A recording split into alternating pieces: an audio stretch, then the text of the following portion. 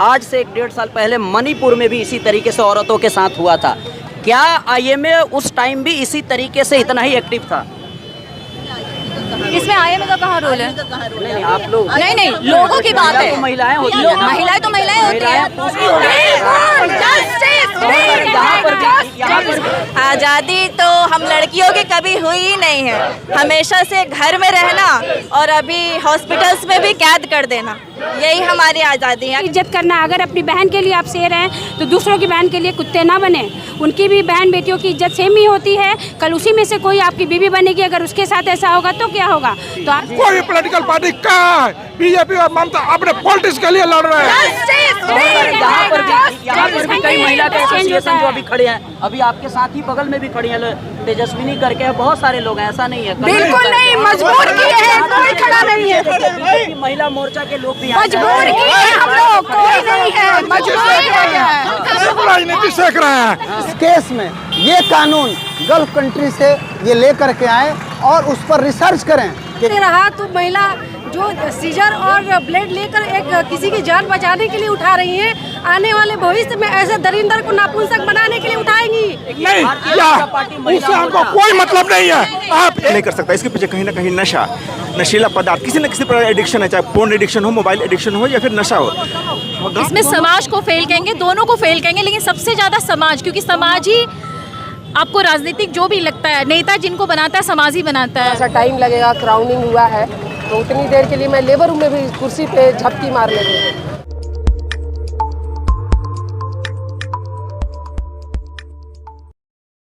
देखिए, Indian medical association की ओर से ये आप देख सकते हैं, सीवान एसोसिएशन के अध्यक्ष शरद चौधरी भी जी आपको दिख रहे हैं। ये बिल्कुल आप देख सकते हैं, सीधे तस्वीर अलग अंदाज की टीम देख रहे हैं। कोलकाता में जो मेडिकल की जो डॉक्टर है उसके साथ जो बलात्कार हुआ उसके खिलाफ लगातार लोग धरना प्रदर्शन कर रहे हैं। कैंडल मार्च निकाला गया है, ये आप देख सकते हैं। Indian medical association Siwan Bihar की ओर से किस तरीके से है, ये आप देख सकते हैं।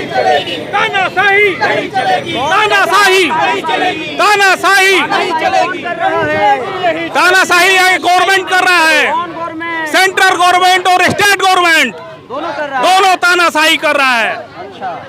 हो गया मैडम, आप लोग रोड पर क्यों आ गई? हम लोग ये आरजीकर मेडिकल कॉलेज में जो डॉक्टरों के अहिंसा, एक लड़की के साथ रेप और मर्डर का केस है, उसी के अगेंस्ट में आज ये रैली कर रहे हैं। क्या सीवान के भी जो डॉक्टर्स हैं वो भी डरे हुए हैं? ऑब्वियसली वो डर का माहौल सब जगह है। अगर हम अपने वर्क प्लेस पे अगर हम सुरक्षित नहीं हैं तो फिर क्या फ़ायदा ऐसा काम करने का, जब आप सिक्योरिटी हमें नहीं दे सकते हैं, गवर्नमेंट हमें सिक्योरिटी नहीं दे सकती। आधी 50% जनता फीमेल्स की है। अगर फीमेल सुरक्षित नहीं है तो हम अपना देश आगे कैसे बढ़ाएंगे? डॉक्टर्स की बहुत ज़्यादा ज़रूरत है। और अगर ये हमारे साथ दुष्कर्म ऐसे ही होता रहा, कल वो लड़की थी, आज हम लोग में से कोई हो सकता है। तो अगर ऐसा ही रहा तो हम लोग काम कैसे करेंगे? We demand safe environment. क्या आप लोगों को लगता है कि आज़ादी के इतने साल बाद भी लड़कियां हिंदुस्तान की आज़ाद नहीं है? आज़ादी तो हम लड़कियों की कभी हुई ही नहीं है। हमेशा से घर में रहना और अभी हॉस्पिटल्स में भी कैद कर देना, यही हमारी आज़ादी है। अगर आप नोटिस देखें तो आप देखेंगे कि हमें हॉस्टल में कैद कर दिया जाता है। हमारे लिए पाबंदी होती है कि 6 बजे के बाद आप मत निकलिए, अगर आप निकलेंगे तो आपकी जिम्मेवारी है। तो यही आज़ादी है हमारी इतने साल बाद। तो मानसिकता बदलने की बात हो रही है, किसकी मानसिकता बदलनी चाहिए? किस तरह की अपराध और इस तरह की जो घटना हो रही है वो ना हो? हमें हमारे लड़कों को, समाज को ये सिखाना है कि बेटियों के साथ कैसे इज्जत करें। जब आप अपने घर से ये चीज़ शुरुआत करेंगे तो समाज जरूर बदलेगा। लेकिन मैम ये कौन सिखाएगा और कहाँ ये सीखेंगे? हम लोग खुद सिखाएंगे, हम अपने आगे पीढ़ी को सिखाएंगे। और हम ये संदेश दे रहे हैं पूरे दुनिया को कि हर इंसान जिम्मेदारी ले, हर माँ जिम्मेदारी ले, हर बहन जिम्मेदारी ले, अपने बच्चों, अपने भाई, अपने घर के पुरुषों को, सारे जेंट्स जिम्मेदारी ले, हस्बैंड्स ले, फादर्स ले। और ऐसे भी माही क्यों भी होने चाहिए, और बात ये है कि अभी लोगों को अपने वर्क प्लेस पे, हॉस्पिटल जैसे पवित्र जगह पे लड़कियां सुरक्षित नहीं है। इससे बड़ी बात क्या होगी? इससे खराब बात क्या होगी? इससे शर्मनाक बात क्या होगी कि अस्पताल में जहां लड़की एक डॉक्टर बन के इलाज कर रही है, वहाँ वो सुरक्षित नहीं है। इससे शर्मनाक कुछ नहीं हो सकता। आज आज़ादी के 78 साल बाद भी अगर हम लोग सुरक्षित नहीं है तो यही पता चलता है कि आज इंसानियत यहाँ से मर चुकी है। और जैसे हम लोग गुड टच बैड टच लड़कियों को सिखाते हैं, वैसे माँ बाप को चाहिए कि लड़कों को भी सिखाइए कि एक लड़की को किस नज़र से देखना है, कैसे उसकी इज्जत करना है। अगर अपनी बहन के लिए आप शेर हैं तो दूसरों की बहन के लिए कुत्ते ना बने। उनकी भी बहन बेटियों की इज्जत सेम ही होती है। कल उसी में से कोई आपकी बीवी बनेगी, अगर उसके साथ ऐसा होगा तो क्या होगा। तो आज हम लोग के लिए बहुत दुख की बात है कि हम लोग जो इंसान को इलाज करके किसी की जान बचाने के लिए इतना पढ़ लिख के हम आगे बढ़े और आज हमारी ही जान सुरक्षित नहीं है। इसके लिए आप सबको, समाज को हमारे साथ आना पड़ेगा और इसके लिए करना होगा। ठीक है मैम। मिताली मैम, ये बताइए, ये जो दुष्कर्म होता है आए दिन सुनने में मिलता है, ये सरकार इसमें फेल है या समाज इसमें फेल है?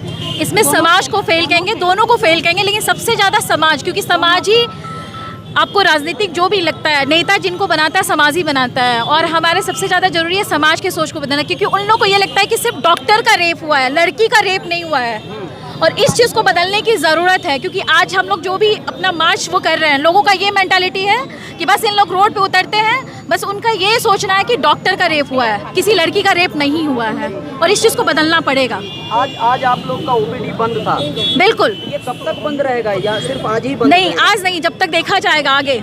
अच्छा, आगे अगर सरकार इस पे कोई एक्शन बिल्कुल बिल्कुल बिल्कुल, इंसाफ जब तक नहीं मिलेगा तब तक बंद नहीं हो। इंसाफ अगर नहीं मिलेगा, ये बार बार होगा, ये बार बार बंद होगा और हम लोग बार बार बंद करेंगे, बार बार सड़क पे उतरेंगे। हमें इंसाफ चाहिए, अपनी बेटी के लिए इंसाफ चाहिए। क्या बात? ये बोलूँगी कि मॉरल वैल्यूज़ को चेंज करने में जनरेशंस लगेंगे। बच्चे, उसके बच्चे, हो सकता है 100 साल लगे कि एक्चुअली लड़कों को समझ में आए बात कि उनको क्या करना है। ये नहीं कि लड़की को समझ में आए कि उसको कैसे बचना है। लेकिन अभी मेन चाहिए कि हमारे जुडिशरी सिस्टम और ज़्यादा स्ट्रॉन्ग चाहिए। जो लोग ये काम कर रहे हैं वो डरें ये काम करने में। एटीट्यूड तो चेंज होने में समय लगने वाला है, ठीक, वो रात भर में नहीं होगा। रात भर में क्या हो सकता है कि जिन्होंने किया है उनको पकड़ो और उनको कड़ी से कड़ी पनिशमेंट दो, और ये करो तो जा कर के लोग डरेंगे। एक सवाल हम पूछना चाहते हैं, आप में से कोई भी जवाब दे सकता है। आज से 1.5 साल पहले मणिपुर में भी इसी तरीके से औरतों के साथ हुआ था। क्या आईएमए उस टाइम भी इसी तरीके से इतना ही एक्टिव था? इसमें आईएमए का कहाँ रोल है? नहीं, आप लोग नहीं, लोगों की बात है। महिलाएं होती हैं ना? महिलाएं तो महिलाएं होती हैं। उस टाइम आप लोग रोड पे आई थी, ये हम पूछना चाहते हैं। इसके लिए तरफ से नहीं, सब आज से नहीं, सारे लोग खड़े थे। आज डॉक्टर्स के लिए क्या किसी डॉक्टर के साथ कोई भी नेता, कोई भी संस्था आया है? यहाँ पर जितने भी लोग हैं सिर्फ डॉक्टर का प्रोस्टेट है और डॉक्टर के साथ है। कोई भी पॉलिटिकल पार्टी, कोई भी ग्रुप, इवन कि जो महिला के अध्यक्ष है उनका एक बयान नहीं है कि महिला के साथ गलत हुआ है, हम उसके साथ हैं। पूछिए स्वाति मालीवाल कहाँ है? वो तो महिला के अध्यक्ष है। पूछिए, आपके जब आप उनसे पूछिए, आप पत्रकार है कि स्वाति मालीवाल कहाँ है? कोई भी पॉलिटिकल पार्टी कहाँ है? बीजेपी और ममता अपने पॉलिटिक्स के लिए लड़ रहे हैं, डॉक्टर के इंसाफ के लिए कोई नहीं लड़ रहा है। डॉक्टर के इंसाफ के लिए सिर्फ डॉक्टर लड़ रहा है, तो फिर दूसरे के साथ डॉक्टर कैसे खड़ा होगा? आज हम महिला के साथ खड़ा है जो कि एक डॉक्टर है। आप बताइए कि डॉक्टर के साथ कौन सा खड़ा है? आप इसका जवाब दीजिए। लोग स्टेटस लगा रहे हैं, ऐसा नहीं, स्टेटस लगाने से नहीं होगा, स्टेटस से नहीं होगा। यहाँ पर भी कई महिला के एसोसिएशन जो अभी खड़े हैं, अभी आपके साथ ही बगल में भी खड़ी हैं, तेजस्विनी करके बहुत सारे लोग हैं, ऐसा नहीं है? बिल्कुल नहीं, मजबूर किए हैं, कोई खड़ा नहीं है। महिला मोर्चा के लोग भी मजबूर किए हैं हम लोग, कोई नहीं है, मजबूर किया गया है। राजनीति सीख रहे हैं, ये कोई काम नहीं कर रहे हैं। जो भी बवाल ये लोग करा रहे हैं पॉलिटिकल पार्टी के साथ, डॉक्टर पर लाठीचार्ज करवा रहे हैं। आप बताइए कि उसमें कौन आदमी था? या तो नहीं, या उससे हमको कोई मतलब नहीं है। आप एक बात बताइए कि जो लाठीचार्ज हुआ, जो वो पर अटैक हुआ, डॉक्टर पर अटैक हुआ, उसका जिम्मेदार सिर्फ 2 पॉलिटिकल पार्टी है, या तो भाजपा है या ममता की सरकार है, और कोई नहीं है। ये बिना मतलब भड़काने वाली बात नहीं, भड़काने वाली बात नहीं। डॉक्टर नॉन पॉलिटिकल ऑर्गेनाइजेशन है। डॉक्टर ये non political organization, they are fighting for their own protection. आप बताइए कौन सी संस्था है जो डॉक्टर के लिए काम करती है? डॉक्टर को मार देता है, जला देता है, उसमें कौन सी संस्था है? आप इसका जवाब दीजिए, कौन है? कहाँ कमी है? कहाँ कमी है? कमी है कि सब डॉक्टर को बिना हथियार के समझते। आप जाइए एक दरोगा को मार करके देखिए आप क्या हाल करता है। आप किसी दूसरे पर अटैक कर करके देखिए, आए दिन वो डॉक्टर पर अटैक होता है। इसका मूल कारण क्या है कि सबको डॉक्टर से जेलस करते हैं। क्यों करते हैं? जब वो 10 साल पढ़ेंगे और IAS लेवल का एग्जाम कंप्लीट करेंगे तब उन्हें पता चलेगा कि डॉक्टर क्या चीज होता है। हर कोई अपने बेटे को डॉक्टर बनाना चाहता है, लेकिन डॉक्टर को सपोर्ट कोई नहीं करना चाहता। जान बचाने वाले को ही जान के खतरा कौन मोल लेगा, बताइए। मुझे लगता है कि जो मूल समस्या है आजकल हमारे समाज में है, अपने बच्चों की परवरिश में है। हमको लगता है कि कहीं ना कहीं एडिक्शन इसके लिए जिम्मेवार है। आम आदमी जो इंसान है ऐसी जो इंसानियत के खिलाफ हरकत नहीं कर सकता है, ऐसी दुर्भाग्यपूर्ण घटना नहीं कर सकता। इसके पीछे कहीं ना कहीं नशा, नशीला पदार्थ, किसी न किसी प्रकार एडिक्शन है, चाहे पोर्न एडिक्शन हो, मोबाइल एडिक्शन हो या फिर नशा हो। गांव से लेकर महानगर तक नशे की चपेट में है, चाहे वो स्मैक का हो, चाहे गांजे का हो या फिर जो भी नशा हो। तो हमें अपने समाज में परिवर्तन लाना पड़ेगा, तो 20 साल बाद 25 साल बाद स्थिति जरूर से ज़्यादा भयावह होगी जिसको हम कंट्रोल नहीं कर सकते। जी ठीक है, पंकज सर जी, ये देखिए एक महिला है हाथों में बैनर पोस्टर लिए हुए, उस महिला डॉक्टर के लिए आके रोड पर खड़ी हैं। अब बच्चे भी है साथ में। क्या नाम है मैडम आपका? डॉक्टर फरहीन।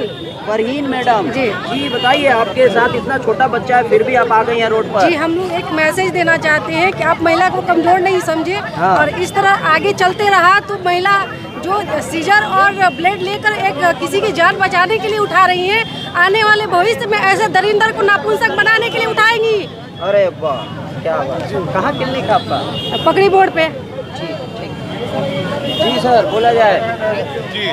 बोलिए कुछ। ये जो घटना हुई है बहुत ही दर्दनाक घटना है।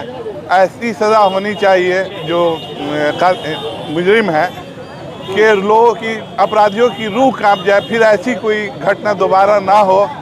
और इसमें एक ही लोग नहीं हैं, कई लोग हैं, और जो है कि सबको पकड़ना चाहिए। कितना स्पर्म कहाँ से आया उसके वेजाइना में, 100 समथिंग जो है कि वो वेजाइना में उसके स्पर्म पाया गया। तो कई लोग हैं इसमें, एक ही नहीं है। और ऐसे में जब हमारी महिला चिकित्सक सुरक्षित नहीं रहेंगी तो कैसे सर्विस दे सकती हैं समाज को, और कैसे कोई अपने बहन को या बीवी को काम करने के लिए भेजेगा। इसलिए हम इसके खिलाफ हैं कि उसको जल्द से जल्द, और सबको जो लोग भी इसमें सम्मिलित हैं उनको सख्त से सख्त सज़ा दी जाए, ताकि बाकी लोग के रूम में जो है वो डर पैदा हो कि ऐसी दोबारा घटना ना हो। उसकी मांग है कि अभी जो भी दुर्घटना हुई है बहुत ही शर्मिंदगी है, इसमें बहुत शर्मनाक घटना हुई है। इस पर हम लोग की मांग है कि सीधे उसे फांसी दी जाए। जो भी दरिंदा है उसको ऐसी फांसी मिले कि बहुत दर्दनाक हो, ताकि आने वाले दौर में जो भी हमारी लड़कियां हैं आज के डेट में पढ़ा रहे हैं बेटी बचाओ बेटी पढ़ाओ, लेकिन बेटी को प्रोटेक्शन नहीं है, बेटी किसी भी रूप में कहीं प्रोटेक्ट नहीं है कि हाँ हम कहीं भी जा सकते हैं। जैसे लड़के घूम रहे हैं वैसे लड़कियों को भी फ्री होना चाहिए, अपनी हर काम को कर सके। इसकी हम लोग मांग कर रहे हैं कि हम लोग ये मिलना चाहिए, और ये इस चीज़ को ख़त्म करना चाहिए कि दूसरा फिर दोबारा ये काम करने से कांप जाए। ऐसी दर्दनाक सज़ा उसे मिलनी चाहिए। एक समाज में बहुत ही गंदी घिनौनी हरकत फैल रही है बहुत तेज़ी से। अगर आज अगर हमें इंसाफ नहीं मिला हमारी बच्चियों को या हम लड़कियों को, तो बहुत परेशानी आगे भी बढ़ेगी, और कहीं भी वो लोग प्रोटेक्शन में नहीं है। इसलिए हम लोग की मांग है कि एकदम इसके लिए सज़ा मिलनी चाहिए, और बहुत भयानक सज़ा, जैसे आदमी कांप जाए। क्या नाम है मैडम आपका? डॉक्टर दरक्षा जी। डॉक्टर साहब, कलकत्ता का जो वाक़या है, जिस डॉक्टर की नाइट ड्यूटी थी, जो डॉक्टर अपने घर वालों से रात में 11 बजे कहती है कि मैं ठीक हूँ, और उसके बाद उसके साथ एक दर्दनाक वाक़या पेश आता है। दरिंदगी के साथ उसके कूल्हों को तोड़ दिया जाता है। पोस्टमार्टम की रिपोर्ट कहती है कि 150 मिलीलीटर सीमेन पाया जाता है उसके शरीर के अंदर। ये शर्मनाक कलंक है इस स्वच्छ समाज के ऊपर, इस सभ्य समाज के ऊपर, जहाँ के लोग देवी दुर्गा के नाम पर लड़कियों को पूजने का काम करते हैं, महिलाओं को सम्मान की बात करते हैं। मैं कहना चाहता हूँ कि आज ये देश कहाँ चला गया। इस देश में एक श्लोक कहा जाता था कि 10 महिला पूजते देवता रमनते, जहाँ महिलाओं की पूजा होती है वहाँ देवताओं का रमण होता है। आज इस देश में महिलाओं के साथ जो शोषण, जो अत्याचार उस लड़की के साथ हुआ। और आतंक का राज ये हुआ कि उसके माँ बाप को सूचना दी गई कि लड़की ने सुसाइड कर लिया। इससे बड़ी लिपापोती का वाकया क्या हो सकता है। माँ बाप जब आते हैं तो उनसे मिलने नहीं दिया जाता है, 3.5 घंटा उनको दाहिने बाएं टरकाया जाता है। इससे बड़ा शर्मनाक वाकया क्या होता है। जब हंगामा होता है तो उस मेडिकल कॉलेज के प्रिंसिपल को इस्तीफ़ा ले दिया जाता है और फिर दूसरे जगह पदस्थापित कर दिया जाता है। इससे ज़्यादा शर्मनाक वाकया और क्या हो सकता है। इस तरह के वाकयात निर्भया के बाद ऐसा लगा था कि देश में इस तरह के महिला अत्याचार और महिला आतंक की जो चीज़ें हैं वो ख़त्म हो जाएंगी, लेकिन कहीं ना कहीं इस देश में महिलाओं के नाम पर आज भी शोषण, आज भी हत्याएं, आज भी अत्याचार का जो सिलसिला है वो रुकने का नाम नहीं ले रहा है। और तो और अभी तो बिहार की भी घटना सामने आ गई। इसी मुजफ्फरपुर में घर से जबरन उठा करके ले जा करके उसको गैंग रेप के बाद से फिर उसको मार करके नदी किनारे फेंक दिया जा रहा है। ऐसी बातें इसलिए हो रही हैं क्योंकि ऐसे दरिंदों को फास्ट ट्रैक कोर्ट बना करके अगर 3-3 महीने में फांसी लगा दी जाती, ऐसे दरिंदों को अगर 200-300 फांसी हो गई होती निर्भया के बाद, तो यकीन मानिए इस तरह का कोई वाकया नहीं होता। आप देखिए जो भी इस कंट्री में जहाँ फांसी होती है, जैसे दुबई है, जैसे गल्फ़ कंट्रीज़ है, जहाँ कहीं भी इस तरह के घटनाओं में सीधी फांसी होती है और फास्ट ट्रैक कोर्ट होता है। आप ट्रैक उठा के देख लीजिए क्राइम का, वहाँ क्राइम रिपोर्ट, क्राइम रेट 0 है। तो मैं भारत सरकार से मांग करता हूँ कि जिस तरह से गल्फ़ कंट्री में, जिस तरह से दुबई जैसे जगहों को पीसफुल कंट्री के तौर पर डेवलप किया गया, वहाँ से कम इस केस में ये कानून गल्फ़ कंट्री से ये लेकर के आए और उस पर रिसर्च करें कि गल्फ़ कंट्री वाले इस तरह के कानून को कैसे अपने यहाँ लागू करते हैं, कैसे कानून का राज वहाँ पर पैदा हुआ कि आज तक आप देखिएगा महिलाओं के अत्याचार में गल्फ़ कंट्री सबसे नीचे है, नहीं के बराबर वहाँ अत्याचार होता है। तो मैं बस ये कहना चाहता हूँ कि अब हद हो गई है, अब हद हो गई है। निर्भया एक वाकया हुआ था, पूरा देश आंदोलित हुआ था, ऐसा लगा कि सब ठीक हो जाएगा, कुछ भी नहीं ठीक हुआ। कानून बनाया गया, नया कानून बनाया गया, फेल हो गया नया कानून, कोई कानून काम नहीं कर रहा है। तो मैं भारत सरकार से ये अपील करता हूँ कि कम से कम अगर पूरी दुनिया में कहीं भी कोई कानून काम कर रहा है तो अपनी टीम भेजिए, उस कानून के ऊपर रिसर्च कीजिए और वो कानून भारत में लागू कीजिए, ताकि कम से कम ये महिलाओं के खिलाफ जो अत्याचार और आतंक और इस प्रकार के शोषण के जो घटनाएं हैं वो समाप्त हो सके। और मैं ज़्यादातर नॉर्मल डिलीवरी कराती हूँ और आधी रात को। जनरली पेशेंट नाइट में ही आते हैं, लोकल में पहले दिखा लेते हैं या नर्सेज से या लोकल डॉक्टर से या सरकारी हॉस्पिटल में, और अगर सीजेरियन कहा जाता है तो वो भाग के आते हैं नॉर्मल कराने। और अगर आधी रात में जगती हूँ, मैं रात भर जगती हूँ। अभी मैं 4 दिनों से के बाद कल सोने को मुझे मिला था, तो 24 घंटे थकने के बाद आदमी कहीं भी सो जाता है। कभी कभी मैं चैम्बर में भी सो जाती हूँ, लेबर रूम में भी, जब तक नर्स बोल रही है कि अभी थोड़ा सा टाइम लगेगा, क्राउनिंग हुआ है, तो उतनी देर के लिए मैं लेबर रूम में भी कुर्सी पे झपकी मार लेती हूँ। लेकिन इस तरह का अगर दरिंदगी होता रहा और लॉ एंड ऑर्डर अगर इस तरह से तार होता रहा, तो फिर सरकार की ज़रूरत क्या है। आप पब्लिक के हाथों में दे दीजिए, पब्लिक खुद ही ऐसे लोगों को सज़ा दे पाए। अगर सरकार देने में सक्षम नहीं है, क्योंकि इतना विलम्ब क्यों हो रहा है। अगर सीबीआई के हाथ में केस सौंपा जा रहा है तो फिर वो जितना भी साक्ष्य है उसके साथ टेम्परिंग क्यों हुआ। इतने सारे 7,000 लोग एक साथ अचानक से तो जुटे नहीं होंगे, तो ज़रूर इसके पीछे कोई ना कोई भी गुंडा समाज जो भी है वो अच्छे लोग नहीं हैं और उन लोगों को बचाया जा रहा है। तो हम लोग चाहते हैं, कैंडल मार्च के द्वारा ये कहना चाहते हैं कि हम लोग अगर सुरक्षित नहीं तो हम लोग मानवता की सेवा कैसे कर पाएंगे। क्योंकि हमारा पेशा ही ये है। हम लोग एक दिन भी स्ट्राइक नहीं करना चाहते हैं, क्योंकि बहुत लोग मर जाते हैं जब डॉक्टर स्ट्राइक करते हैं। तो हम लोग इमरजेंसी छोड़कर, इसीलिए इमरजेंसी छोड़ दिया कि हम लोग के कारण कोई कुछ मरीज मर न जाए। तो इमरजेंसी छोड़कर ओपीडी हम लोगों ने किया है बंद। लेकिन ओपीडी बंद करने से कोई ज़्यादा फ़र्क होता नहीं है, क्योंकि पब्लिक जो है वो तो पेट में दर्द लेके किसी भी हाल में आएगी। 5 महीने की प्रेगनेंसी है फिर भी पेट में दर्द लेके आएगी तो वो इमरजेंसी कहलाएगी। आप इमरजेंसी में फिर वो दिखा के चली जाएगी। फिर लोगों में कब पता चलेगा, समाज कब ये डॉक्टर की वेदना को सुनेगा। और डॉक्टर छोड़ो, एक नारी, एक बेटी, कोई भी सुरक्षित नहीं है, किसी भी समाज में सुरक्षित नहीं है। हमारे इंडिया में अभी आज़ादी मिले ज़्यादा साल हुए ही नहीं, 78वां हम लोग स्वतंत्रता दिवस मना रहे थे और उस रात में इतनी बड़ी घटना हो गई। तो अभी 100 साल भी आज़ादी को मिले नहीं और लड़कियां सुरक्षित नहीं हैं, नारियां सुरक्षित नहीं। फिर से द्रौपदी हरण वाला कहानी आ रहा है। तो हम लोग चाहते हैं कि जो लोग हैं, जो इसके पीछे लोग हैं, वो जल्दी से जल्दी सलाखों के पीछे जाए, कानून उन पे कानून का शिकंजा कसे। अगर नहीं कस पाते हैं तो फिर हम लोगों को मौका दिया जाए कि हम लोग उन लोगों का इंसाफ करें और हम लोगों को प्रोटेक्शन दिया जाए, सुरक्षा दिया जाए, ताकि हम लोग रात्रि सेवा दे सकें पब्लिक को। वरना रात्रि सेवा बंद है कहने पे बहुत सारे लोग नाराज़ होते हैं कि अगर रात्रि में 9 महीना आपने डिलीवरी का देखा है, चेक किया है, और रात्रि में अगर दर्द उठा है तो आप रात्रि सेवा बंद कैसे कर सकते हैं? ठीक। Thank you.